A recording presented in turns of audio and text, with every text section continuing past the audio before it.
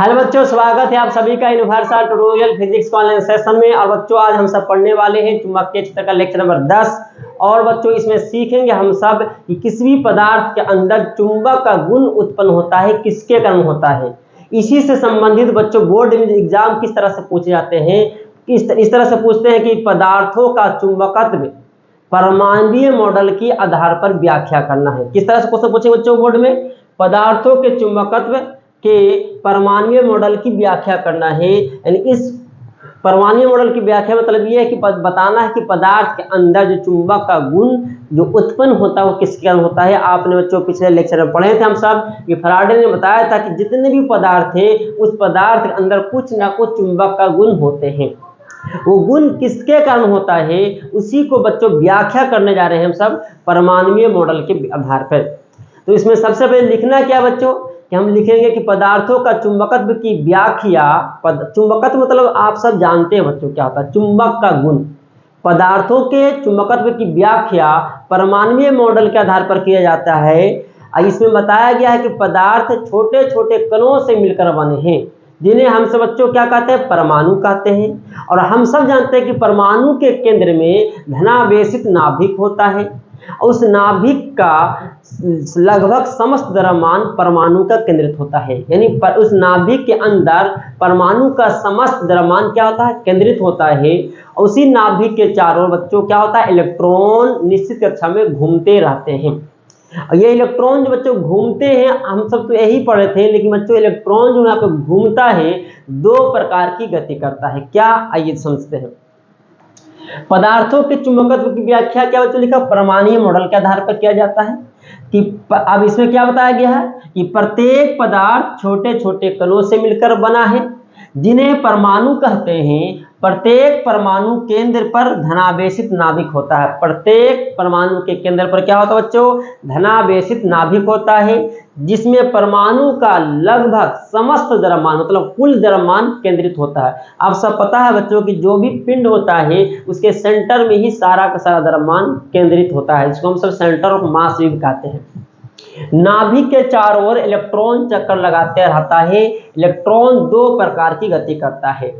हम सब तो जानते थे बच्चों पहले से ही क्या कि इलेक्ट्रॉन नाभिक के चारों ओर ही घूमता है, लेकिन यहाँ पे बच्चों दो प्रकार की गति करता है। क्या, यहाँ पे समझते हैं। जैसे यहाँ पे एग्जांपल में दिखाया कि प्रोटॉन और न्यूट्रॉन नाभिक है। इसके कक्षा ये सेल बच्चों, इस सेल में क्या हो रहा है, इलेक्ट्रॉन घूम रहा है।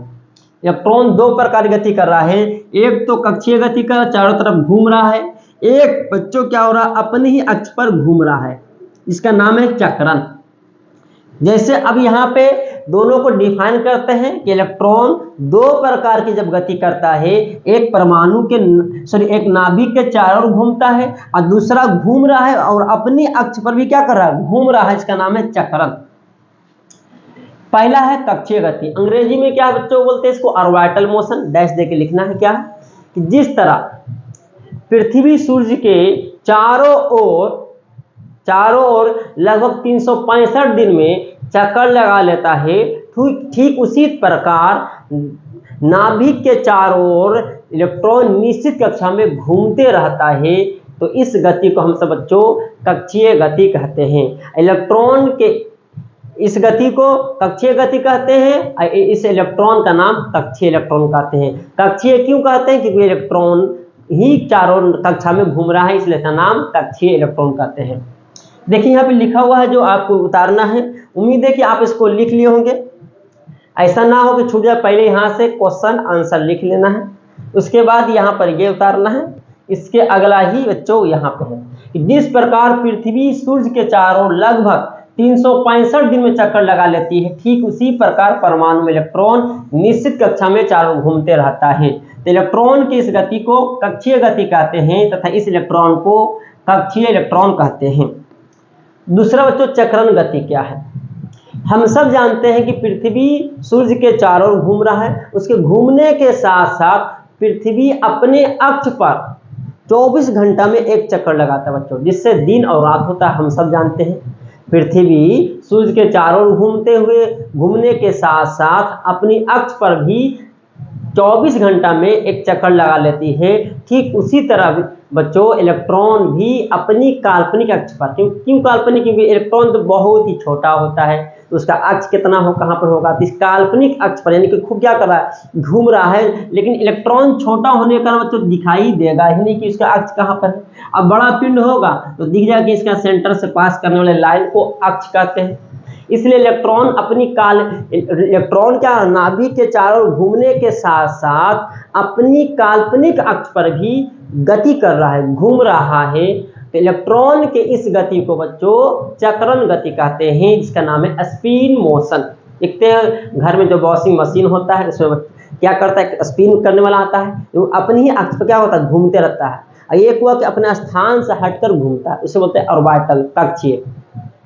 तो इलेक्ट्रॉन काल्पनिक अक्ष पर क्या करता है, तेजी से घूमते रहता है। इस गति को स्पिन गति मतलब चक्रण गति कहते हैं। यहाँ पे लिखा हो, जिस प्रकार पृथ्वी सूर्य के घूमने के साथ साथ अपनी अक्ष पर 24 घंटों में चक्कर लगा लेती है, ठीक उसी प्रकार कक्षीय इलेक्ट्रॉन काल्पनिक अक्ष के चारों ओर लट्टू की भांति, जैसे लट्टू होता है ना बच्चों की, स्थिर होकर क्या करता है, घूमते रहता है, लट्टू की भांति घूमती रहती है। तो इलेक्ट्रॉन के इस गति को चक्रण गति कहते हैं। इसको उतार मत लीजिएगा, समझाने के लिए था। नेक्स्ट क्या है बच्चों, अतः गति करता हुआ इलेक्ट्रॉन एक धारालुप बनाएगा। क्या बच्चों, क्योंकि हम सब जानते हैं, इसके पिछले लेक्चर में समझाए थे कि इलेक्ट्रॉन जब घूमता है तो उस घूमने के कारण धारा प्रवाहित होता है, अर्थात धारालुप बनता है। उसी धारालुप का नाम बच्चों क्या है, चुंबकीय द्विध्रुव है। अब चुंबकीय द्विध्रुव बना है तो इसका मतलब चुंबकीय आघूर्ण भी उत्पन्न हुआ है। तो धारालुप या चुंबकीय द्विध्रुव की भांति व्यवहार करता है। इसी गति के कारण पदार्थ में चुंबकीय आघूर्ण उत्पन्न हो जाता है। अब बच्चों द्विध्रुव बना है पदार्थ के अंदर, धारालुप बना है, तो कन्फर्म है कि उसका चुंबकीय आघूर्ण भी उत्पन्न हो गया।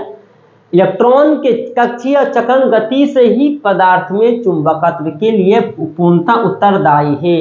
पता चल गया बच्चों कि पदार्थ के अंदर जो चुंबक का गुण जो आ रहा है वो कैसे आ रहा है, इलेक्ट्रॉन की इसी गति के कारण, एक कक्षीय गति के कारण और दूसरा चक्रण गति के कारण ही पदार्थ के अंदर चुंबक का गुण है। क्योंकि हम सब पहले से जानते हैं चुंबक का अस्तित्व कब होगा, जब चुंबक के अंदर आवेश गति करेगा, अर्थात धारा का प्रवाह होगा। तो यहाँ पे आप जानते हैं बच्चों, पदार्थ के अंदर इलेक्ट्रॉन दो प्रकार की गति कर रहा है, एक कक्षीय गति कर रहा है, दूसरा चक्रण गति कर रहा है। इन दोनों गति के कारण पूर्णतः क्या है, चुंबकत्व के लिए चुंबकत्व उत्पन्न हो रहा है। यानी दोनों गति चुंबकत्व के लिए पूर्णतः उत्तरदायी होता है, परंतु चक्रण गति की अपेक्षा कक्षीय गति के कारण उत्पन्न चुंबकत्व बहुत ही कम होता है। यहाँ पे समझने वाली बात बच्चों कि चक्रण गति जो है ना वो अपनी ही अक्ष पर बहुत तेजी से घूम रहा है, और कक्षीय गति क्या हो रहा है, नाभिक के चारों ओर घूम रहा है। तो चक्रण गति की अपेक्षा जो होता है, जो कक्षीय गति के कारण जो उत्पन्न चुंबकीय आघूर्ण है बहुत ही कम होता है। मतलब चक्रण गति के कारण चुंबकीय आघूर्ण अधिकांश चुंबकत्व जो उत्पन्न हो रहा है वो चक्रण गति के कारण हो रहा है, ना कि कक्षीय गति के कारण। क्योंकि चक्रण गति बहुत तेजी से घूम रहा हो, अपनी ही अक्ष पर घूम रहा होगा। याद रखिएगा बच्चों, जब भी पूछेगा कि पदार्थ के अंदर जो अधिकांशता चुंबक का गुण उत्पन्न होता है वो किस गति के कारण होता है, तो आप कहिएगा चक्रण गति के कारण, ना कि कक्षीय गति के कारण। क्योंकि ज्यादातर चुंबक का गुण उत्पन्न होता है वो चक्रण गति के कारण, ना कि कक्षीय गति के कारण। क्लियर, इसको लिख सकते हैं। इसके बाद क्या है, अतः संसार में सभी पदार्थों में चुंबक का गुण कुछ न कुछ विद्यमान है। कौन बताया था बच्चों, फैराडे ने, याद रखिएगा। क्योंकि इलेक्ट्रॉन में परमाणुीय गति पदार्थों में अनियमित रूप से होता है। अब जो भी गति, परमाणुीय गति मतलब दो प्रकार की गति, एक कक्षीय गति और दूसरा चक्रण गति। और वहां पे कक्षीय गति के बता दिए कि इसका चुंबकत्व बहुत ही कम होता है, नहीं के बराबर होता है। तो बच्चा क्या बच्चों, कौन, चक्रण गति। अब चक्रण गति में भी इलेक्ट्रॉन क्या हो रहा है, थोड़ा सा देखें आप। यहाँ पे ये घूम रहा है इस तरह से क्लॉकवाइज, तो ये घूम रहा, सॉरी ये एंटी क्लॉकवाइज, क्या है बच्चों, एंटी क्लॉकवाइज, घड़ी की विपरीत दिशा में, ये क्लॉकवाइज। पता चला है कि परमाणुीय गति क्या है, अनियमित रूप से है। जब परमाणुीय गति अनियमित रूप से होगा तो जो चुंबकीय आघूर्ण होगा वो एक दूसरे को क्या कर देगा बच्चों, निष्फल कर देगा। इसके कारण उत्पन्न चुंबकीय आघूर्ण और इसके कारण चुंबकीय आघूर्ण एक दूसरे के विपरीत दिशा में होने के कारण एक दूसरे को बच्चों क्या करेगा, कैंसिल कर देगा। क्या लिखा हुआ बच्चों, चूंकि इलेक्ट्रॉन में परमाणु गति पदार्थों में अनियमित रूप से होते हैं जिससे इलेक्ट्रॉन का चुंबकीय क्षेत्र परस्पर एक दूसरे को निष्फल कर देता है। चुंबकीय क्षेत्र या उसके कारण, क्योंकि चुंबकीय आघूर्ण के कारण उत्पन्न हुआ चुंबकीय क्षेत्र परस्पर एक दूसरे को निष्फल कर देता है। अतः पदार्थों में कुल चुंबकत्व का शून्य होता है। इसलिए बच्चों हर पदार्थ के अंदर चुंबक का गुण तो होता है लेकिन नेट क्या होता है बच्चों, 0 होता है। तो उम्मीद है कि आपको यह क्वेश्चन बहुत अच्छे ढंग से समझ आ चुका होगा कि पदार्थों का चुंबकत्व की परमाणु मॉडल की व्याख्या क्या हुआ है। अगला क्वेश्चन क्या है बच्चों, ध्यान दीजिए, ये थोड़ा व्यंजक टाइप का क्वेश्चन है इसलिए इसे सिर्फ क्वेश्चन लिखे हैं, आंसर साथ में लिखेंगे, आप भी लिखेंगे। क्वेश्चन क्या कहता है, इलेक्ट्रॉन के कक्षीय गति और चक्रण गति से उत्पन्न चुंबकीय आघूर्ण का व्यंजक प्राप्त करें। अभी हम सब ने बात किया था कि इलेक्ट्रॉन गति कर रहा है, 2 प्रकार की गति कर रहा है, एक चक्रण गति कर रहा है और दूसरा कक्षीय गति कर रहा है। इसका मतलब दोनों के कारण चुंबकीय आघूर्ण उत्पन्न हो रहा होगा, तो कितना उत्पन्न हो रहा है उसी का मान इसमें निकालेंगे। तो हमने यहाँ पे एक डायग्राम देखा है बच्चों, क्या देखा है कि एक नाभिक है जिसको प्रोटॉन और न्यूट्रॉन, इस नाभिक से कैपिटल R त्रिज्या वाले एक वृत्तीय पथ पर, जिसको बोलते हैं कक्षा भी कह सकते हैं, v वेग से क्या कर रहा है बच्चों, घूम रहा है। इसका कोणीय वेग ओमेगा है। तो भाषा में लिखना पड़ेगा बच्चों, क्या लिखेंगे देखेंगे, माना एक इलेक्ट्रॉन, आप भी साथ में लिख सकते हैं, माना एक इलेक्ट्रॉन कैपिटल R त्रिज्या वाले वृत्तीय कक्षा भी कह सकते हैं, ये वृत्तीय पथ पर, पथ लिख सकते हैं बच्चों, दिक्कत है तो यहाँ पथ का मतलब कक्षा, वृत्तीय कक्षा में कक्षा लिखे तो सिर्फ में लिखना पड़ेगा, पथ पर भी वेग से घूम रहा है। क्या कर रहा है, घूम रहा है। तो घूमने के कारण इस धारा लूप में प्रवाहित धारा, तो घूम रहा है तो इस कक्षा में प्रवाहित धारा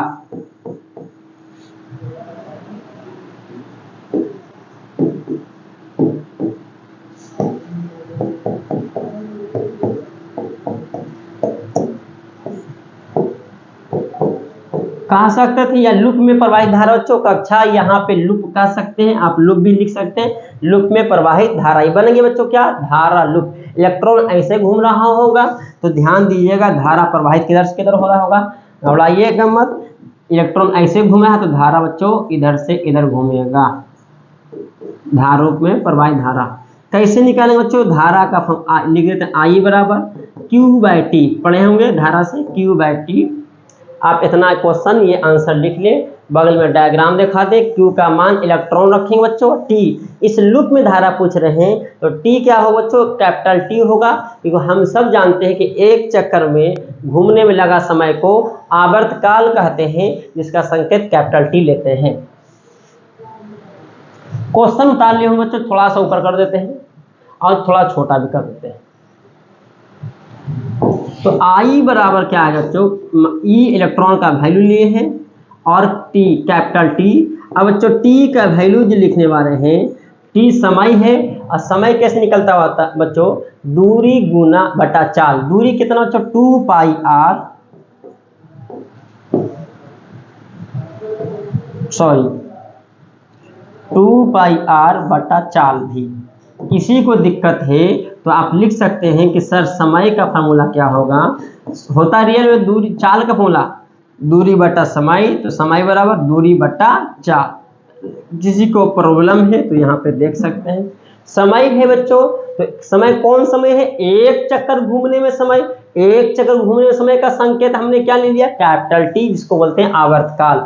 अब उस समय का मान कैसे निकालेंगे, तो कितना दूरी तय किया, तो एक चक्कर में कितना दूरी तय हो बच्चों, 2πr, परिधि के बराबर, कितना चाल से, v चाल से घूम रहा है। तो यहां से किसका मान निकल गया बच्चों, धारा का मान निकल गया E इंटू भी बटा 2πr, समीकरण 1 लिख ले। इसके बाद आगे बात करते हैं बच्चों, जो धारा लूप बना बच्चों, इस धारा लूप जिसको बोलते हैं चुंबकीय द्विध्रुव, धारा लूप का चुंबकीय आघूर्ण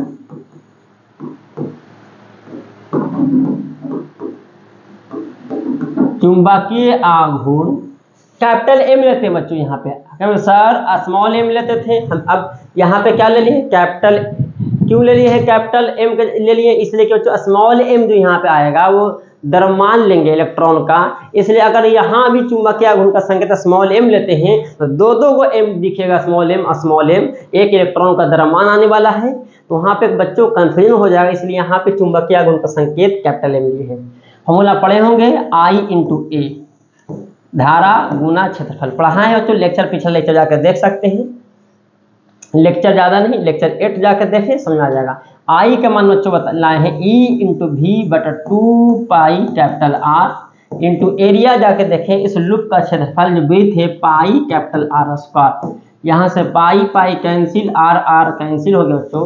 तो चुंबकीय आघूर्ण का फॉर्मूला कभी कभी बोर्ड में आता है ऑब्जेक्टिव में, E इंटू भी इंटू कैपिटल R बटा 2, इस धारा लूप का चुंबकीय आघूर्ण का फॉर्मूला आ गया।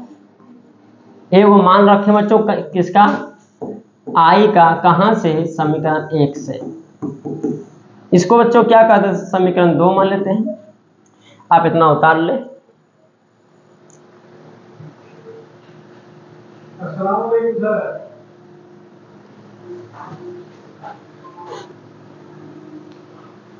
यहां तक हो गया बच्चों चुंबकीय आघूर्ण E भी into capital R by 2, formula याद रखिएगा, बोर्ड एग्जाम में ऑब्जेक्टिव पूछ चुका है बार बार। चुंबकीय आघूर्ण धारा लूप का E भी इंटू R बाई 2, R क्या बच्चों त्रिज्या है, V क्या वेग है इलेक्ट्रॉन का, और ये इलेक्ट्रॉन का वैल्यू है, मान है। इसके बाद बच्चों निकालेंगे क्या, इस इलेक्ट्रॉन का कोणीय संवेग, इलेक्ट्रॉन अब करके लिखते हैं बच्चों, इलेक्ट्रॉन का कोणीय संवेग, कोणीय संवेग बच्चों फॉर्मूला पढ़ना होता है, लिख ही देते हैं यहाँ पे, रैखिक संवेग 11 तो पढ़ना पड़ता है, रैखिक संवेग गुना त्रिज्या कह सकते हैं या कक्षीय त्रिज्या, त्रिज्या ही लिखते बच्चों, दिक्कत ना होगा। यहां या कह सकते हैं क्या, जिस पॉइंट से घूम रहा है त्रिज्या, उसको कक्षीय त्रिज्या भी कह सकते हैं।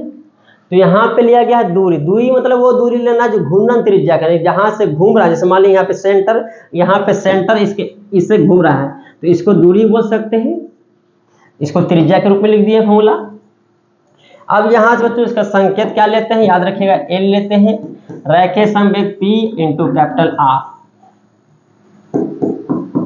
P का मान अब जस्ट लाए, M इंटू भी बच्चों पढ़ना होता है, द्रव्यमान गुना वेग इंटू R। जहां पे पीछे जो लाए थे बच्चों यहाँ पे तो ऐसा करें, यहाँ पे भी का मान यहाँ से कितना लाएंगे, इसको ऐसा करते समीकरण 2 इसको हटा दीजिए, और यहाँ पे से भी का मान बच्चों क्या लाइएगा, ये फॉर्मूला याद रखिएगा 2m बटा ER, इसका जरूरत पड़ेगा बच्चों, इसको समीकरण 2 माने, थोड़ा सा जाके ऊंचा ना करें, इसको थोड़ा उतार ले, बैक जाकर इसको समीकरण 2 को काट के इसको भी माना, जहां पे भी इधर है तो ये 2 से मल्टीपल होगा, ER बटा में आ गया, तो भी 2m बटा ER, इसको उतार लीजिए बच्चों बैक जाकर। तो अब तो यहाँ पे क्या है बच्चों, m क्या है, द्रव्यमान इलेक्ट्रॉन का, इसका क्या होगा बच्चों, जस्ट बताएं, यहाँ 2m बटा ER गुना R, तो R से R क्या हो गया बच्चों, कैंसिल हो गया। अब देखिए यहाँ पे अगर स्मॉल एम भी चुंबकीय आघूर्ण लेते हैं तो सर स्मॉल एम गुना होगा स्क्वायर, नहीं, यहाँ पे एम जो लिए हैं चुंबकीय आघूर्ण नहीं बच्चों, यहाँ पे इलेक्ट्रॉन का द्रव्यमान है, क्योंकि आपने पढ़ा है सब संवेग P संवेग है और संवेग का फॉर्मूला होता है द्रव्यमान गुना वेग, तो द्रव्यमान किसका लेंगे, प्रोटॉन का, अपना नहीं, इलेक्ट्रॉन का कोई संवेग निकालते, इलेक्ट्रॉन का द्रव्यमान भी वेग है और त्रिज्या है। तो यहाँ से बच्चों देखो तो इसको E इंटू एल हो जाएगा, तो 2 स्मॉल एम कैपिटल एम, यहाँ से बच्चों स्मॉल एम कैपिटल एम का मान आ जाएगा, इतना लिखें।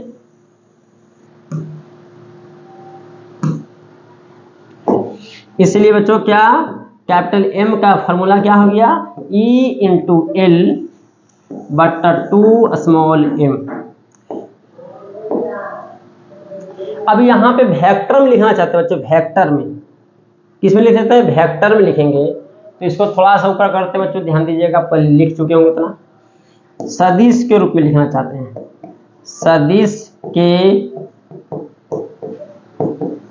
रूप में। तो यहाँ से क्या आ जाएगा बच्चों, वेक्टर m बराबर EL वेक्टर बटा 2m। लेकिन याद है बच्चों हम यहाँ पे इलेक्ट्रॉन का मान लिए थे, लेकिन यहाँ पे जब मान नहीं लेना है तो माइनस लगेगा, तो माइनस आएगा। ये मान कहाँ से रखें बच्चों, याद रखिएगा समीकरण भी का मान रखना है। तो ये आ गया बच्चों, यहाँ पे इसको चलिए समीकरण इसको 3 मान लेते हैं, डरिए मत। ये भी एक फॉर्मूला हो सकता है चुंबकीय आघूर्ण का, बोर्ड में पता नहीं कौन फॉर्मूला कब पूछ देगा, इसलिए आप इसको याद रखिएगा। जहां m के बारे में लिख देते हैं इतना उतार ले, जहां m इलेक्ट्रॉन का द्रव्यमान है। अब निकालेंगे बच्चों चक्रण गति के कारण चुंबकीय आघूर्ण और कक्षीय गति के कारण चुंबकीय आघूर्ण।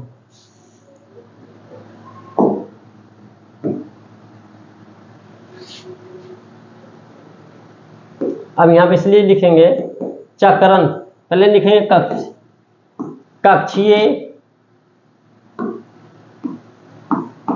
कक्षीय गति के कारण उत्पन्न कौन गति कर रहा हो, इलेक्ट्रॉन, सब इलेक्ट्रॉन का खेला, चुंबकीय आघूर्ण। चुंबकीय आघूर्ण को लाए थे m बराबर -EL वेक्टर बटा m, देखे जाके नहीं था, सॉरी बटा में क्या था बच्चों, 2m था, 2m आया है, 2m था तो 2m रहेगा। तो यहाँ पे क्या होगा बच्चों, वेक्टर लगा दिया गया है, लेकिन किस गति का कक्षीय, तो इसको O लिख दिए हैं, O मतलब ऑर्बिटल और L मतलब कक्षीय कोणीय संवेग। ये आ गया फॉर्मूला।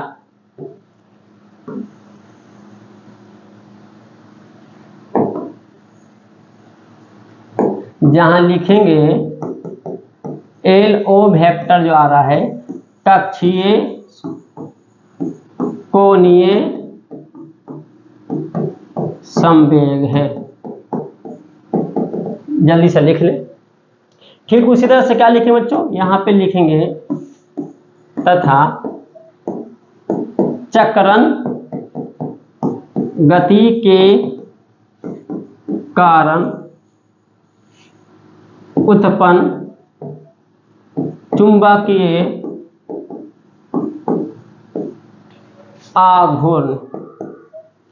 अब जस्ट आघूर्ण का फॉर्मूला लिखे थे m बराबर -EL वेक्टर बटा 2m, लेकिन स्पिन गति s लगाएंगे, यहाँ भी s लगाएंगे। तो ये मान कहाँ से रखे, तुमसे कोई पूछ देता कहाँ से बोलिएगा, 3 से लाए हैं, लेकिन अंतर क्या है बच्चों, यहाँ पे कौन गति लिए है, स्पिन, और यहाँ भी लिए है कौन गति, कक्षीय गति लिए, ऑर्बिटल। तो ये मान तो लिखे हैं समीकरण 3 से, लेकिन ये कक्षीय गति के लिए है।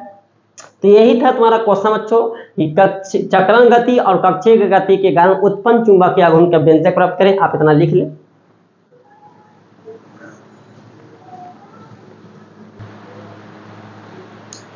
तो यहाँ तक बच्चों आपने उतार लिया होगा।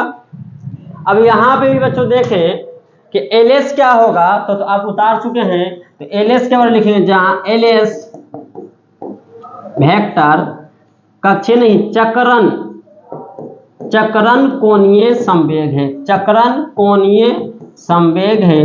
बच्चों कोणीय संवेग का होना जो लिखे 11 से लिखे, अगर आपको दिक्कत है तो जाकर पता कर सकते हैं कि कोणीय संवेग का फॉर्मूला रेखीय संवेग गुना त्रिज्या कक्षीय दूरी कह सकते हैं।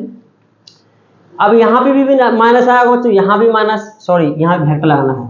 माइनस के मतलब क्या हुआ बच्चों, माइनस ये इंडिकेट कर रहा है कि कक्षीय चुंबकीय आघूर्ण हो चाहे चक्रण चुंबकीय आघूर्ण हो, वो क्या होगा, कक्षीय कोणीय संवेग और या चक्रण कोणीय संवेग के क्या है, विपरीत है। तो यहाँ पे एक लाइन लिखना चाहते हैं, उतार लीजिए, डायरेक्ट यहाँ पे लिखेंगे बच्चों, ऋणात्मक चिन्ह यह दर्शाता है कि चुंबकीय आघूर्ण, दोनों आगे इसमें चुंबकीय आघूर्ण जो होगा कोणीय संवेग के विपरीत दिशा में होगा। मतलब दोनों का बीच का कोण पूछ दे बच्चों कि चुंबकीय आघूर्ण और कोणीय संवेग का बीच का कोण कितना होगा बच्चों, 180 डिग्री होगा। तो यहाँ तक व्यंजक खत्म हो गया। लेकिन इसी से संबंधित एक ऑब्जेक्टिव यहाँ पे पूछेंगे लघुतरीय प्रश्न कि क्वांटमी भौतिकी के अनुसार क्या होता है कक्षीय कोणीय संवेग जो LO है, कक्षीय कोणीय संवेग LO एक क्वांटमीकृत राशि है। बच्चों आपको क्वांटमीकरण पढ़ाए थे आवेश में, तो क्वांटम जो बना है पूर्णांक शब्द से बना है, जिसका मतलब होता है इंटीजर, मल्टीपल। तो यहाँ पे क्वांटमीकृत राशि है जिसका न्यूनतम मान जो होता है बच्चों h/2 पाई होता है। किसका, LO का, जिसका न्यूनतम मान h/2 पाई होता है, जहाँ h क्या है, प्लांक नियतांक, वैज्ञानिक के नाम से इस h का मान होता है 6.63 गुना 10 के पावर -34 और मात्रक होता है जूल सेकंड। h क्या है बच्चों, प्लांक नियतांक है। अतः कक्षीय चुंबकीय आघूर्ण के न्यूनतम मान को, कक्षीय चुंबकीय आघूर्ण के न्यूनतम मान को बोहर मैग्नेट्रॉन कहते हैं या बोर मैग्नेट्रॉन कहते हैं। पूछ देगा अब लघुतरीय प्रश्न में बोर मैग्नेट्रॉन किसे कहते हैं, तो कहा देना कक्षीय चुंबकीय आघूर्ण के न्यूनतम मान को ही क्या बोलते हैं, बोर मैग्नेट्रॉन कहते हैं। इसे μb से सूचित किया जाता है। और याद रखिए बच्चों कि कक्षीय कोणीय संवेग कैसा राशि है, क्वांटमीकृत राशि है जिसका न्यूनतम मान h/2 पाई होता है, भूलिएगा मत। उम्मीद है कि आप इसको लिख लिए होंगे। आगे लिखे कक्षीय कोणीय संवेग का फॉर्मूला EL0/2m। अब कौन सा माइनस लगा, यहाँ वेक्टर नहीं लगा है बच्चों, वेक्टर नहीं देखा इसलिए परिमाण में माइनस लगा हुआ है। तो LO क्या है, कक्षीय कोणीय संवेग, MO क्या है, कक्षीय चुंबकीय आघूर्ण। अब इसका मिनिमम मान लिए हैं बच्चों, का मिनिमम मान को ही बोर मैग्नेट्रॉन कहते हैं। तो या मिनिमम, ई मिनिमम नहीं लिख सकते क्योंकि ई जो है बच्चों फिक्स है, जिसका वैल्यू आपको पता है 1.6 गुना 10 के पावर -19। और LO न्यूनतम मान हो सकता है कक्षीय कोणीय संवेग L मिनिमम 2 वैल्यू है, फिक्स है। और M क्या है बच्चों, इलेक्ट्रॉन का द्रव्यमान है जो बदलता नहीं है, जिसका वैल्यू याद है 9.1 गुना 10 के पावर -31। इसलिए ई दोनों सब E2M नियत है, इसलिए LO को मिनिमम किए। जैसी कक्षीय चुंबकीय आघूर्ण का न्यूनतम मान लिखे, क्या बन गया, बोर मैग्नेट्रॉन। अब यहाँ पे E अभी जस्ट बताए हैं कक्षीय कोणीय संवेग का न्यूनतम मान, मिनिमम मान h/2 पाई होता है। अब बच्चा 2 पाई नीचे आएगा तो 4 पाई हो जाएगा, 4m पाई हो जाएगा। E का वैल्यू लिखे हैं, h का मान याद रखना बच्चों 6.63 आएगा मॉडर्न फिजिक्स में पूरा बढ़िया से। प्लांक नियतांक 6.63 गुना 34 बटा में 2 दूनी 4, m का मान 9.1 गुना 10-31 और पाई का मान 3.14। यहाँ से गुना करके ऊपर में नीचे में गुना करके जब भाग देंगे तो इसका वैल्यू आएगा बच्चों 9.28 गुना 10 के माइनस 24 एम्पियर मीटर स्क्वायर। ये वाला वैल्यू आप पूछता ऑब्जेक्टिव में बच्चों पूछा हुआ क्वेश्चन है। तो उम्मीद है कि आपको यहाँ तक आज जो बताए हैं दो क्वेश्चन जो दोनों 5 नंबर क्वेश्चन था बच्चों बोर्ड के अनुसार आपको अच्छे ढंग से समझ आया हो बच्चों। अगर फिर भी कोई दिक्कत है तो कमेंट में जरूर बताएं बच्चों। तो फिर मिलते हैं बच्चों नेक्स्ट वीडियो में, तब तक के लिए धन्यवाद।